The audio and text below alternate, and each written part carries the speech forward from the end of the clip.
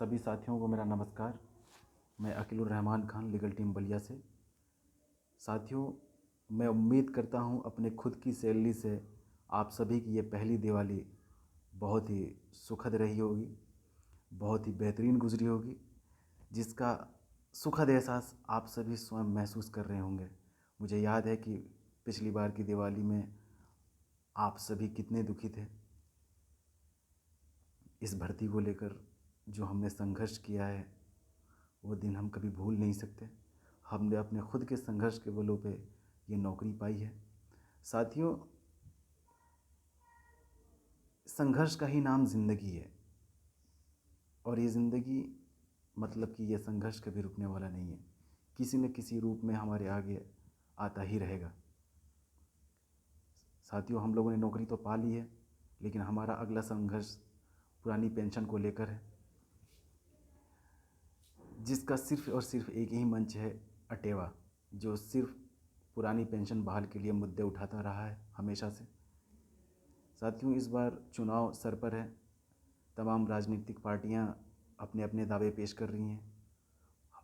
आप सभी ने एहसास किया होगा कि हर राजनीतिक पार्टी हमेशा आम जनता को ठगने का काम किया है या वक्त के हिसाब से उस रूप में ढलने का प्रयास किया है, हमारे भावनाओं के साथ खेलने का प्रयास किया है। साथियों, इस बार हम सभी को राजनीतिक पार्टियों से लाभ लेना चाहिए। ये वक्त भी सही है।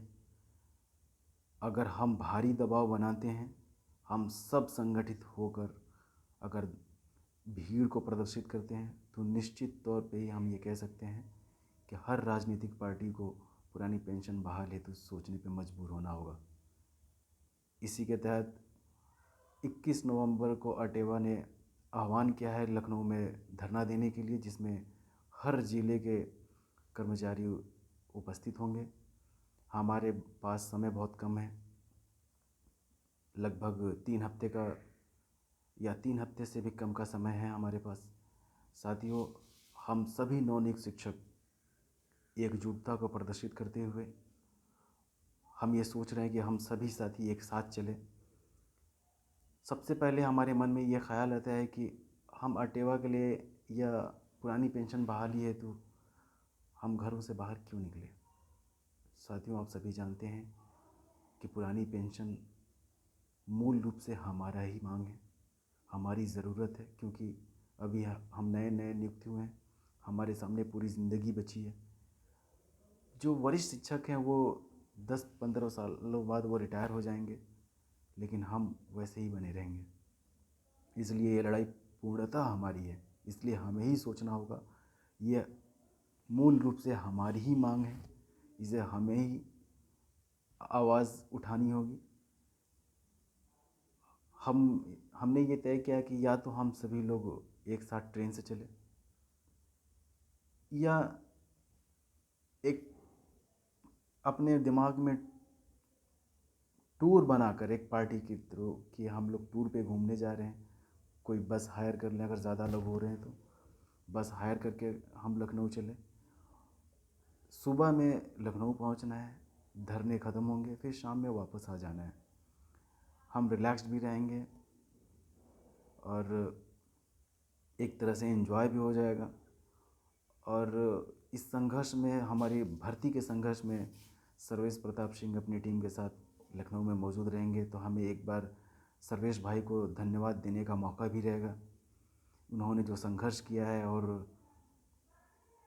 उन्होंने जो हमारी मजबूरियों को झेला है। बार बार हमें याद है कि बहुत फ़ोन कॉल्स हम लोग खुद ही करते थे कि केस में क्या हो रहा है, और जो नेतृत्व करता है उसके ऊपर काफ़ी दबाव रहता है, लेकिन फिर भी हमेशा उन्होंने मुस्करा कर या बहुत अच्छे से डील किया है इस संवेदनशील उस संवेदनशील समय को। हम वो बात कभी भूल नहीं सकते। तो साथियों, आप सभी एक साथ एक सुर में अपनी तत्परता को दिखाइए, अपनी आवाज़ को बुलंद करिए। हमें यकीन है कि हम नवनियुक्त साथी जिस भी मुद्दे को उठाए हैं उसमें निश्चित ही जीत पाए हैं। हमारा दूसरा मुद्दा अभी फ़िलहाल एरियर का है। लेखाधिकारी साहब दीपावली के बाद से छुट्टी पे चल रहे हैं। उम्मीद है कि कल शाम तक या परसों वो आ जाएंगे। जैसे ही वो आ जाते हैं हम बात करेंगे और फिर जितने भी लोगों की फ़ाइलें जमा हुई हैं लेखा कार्यालय में उसको ट्रेजरी ऑफिस में लगाने का कार्य करवाएंगे। अगर ऐसा नहीं होता है या फिर कुछ हिला हवाली की खबर आती है तो हम सभी जैसे पहले वेतन के लिए धरना दिए थे उसी तरह धरना देकर हम उन पर दबाव बनाकर अपना एरियर बहाल करवाएंगे। साथियों, आप सभी ने देखा होगा कि इस भर्ती में हम अपना कार्य खुद ही किए हैं।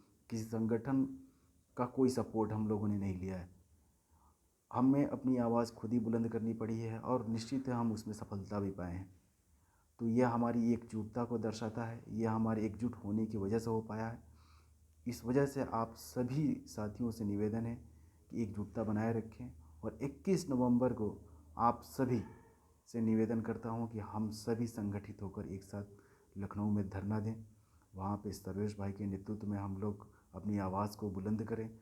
वहां पे अटेवा मंच के तहत हम लोग वहां पे उपस्थित होंगे। अटेवा को हम लोगों की ज़रूरत है। अटेवा को हम लोग और मजबूत बनाएं। ये समय काफ़ी संवेदनशील है। किसी भी राजनीतिक पार्टी को ऊपर हम लोग दबाव बना सकते हैं क्योंकि चूँकि चुनाव हैं और चुनाव के ज़रिए भीड़ अगर हम बहुत ज़्यादा संख्या में एकत्रित अगर करते हैं तो निश्चित रूप से ही ये राजनीतिक पार्टियों को अपने मन से पुरानी पेंशन का मुद्दा बहाल करने के लिए हमें भरोसे में लेना होगा, वादा कर सकती हैं। इसलिए इस मौके को हम जाने ना दें, इस मौके को हम अच्छी तरह भुनाएं। इसी बात के साथ मैं अपनी बातों को ख़त्म करता हूँ। उम्मीद है आप मेरी बातों को समझ रहे होंगे। आप सभी साथियों को मेरी तरफ से शुभ रात्रि।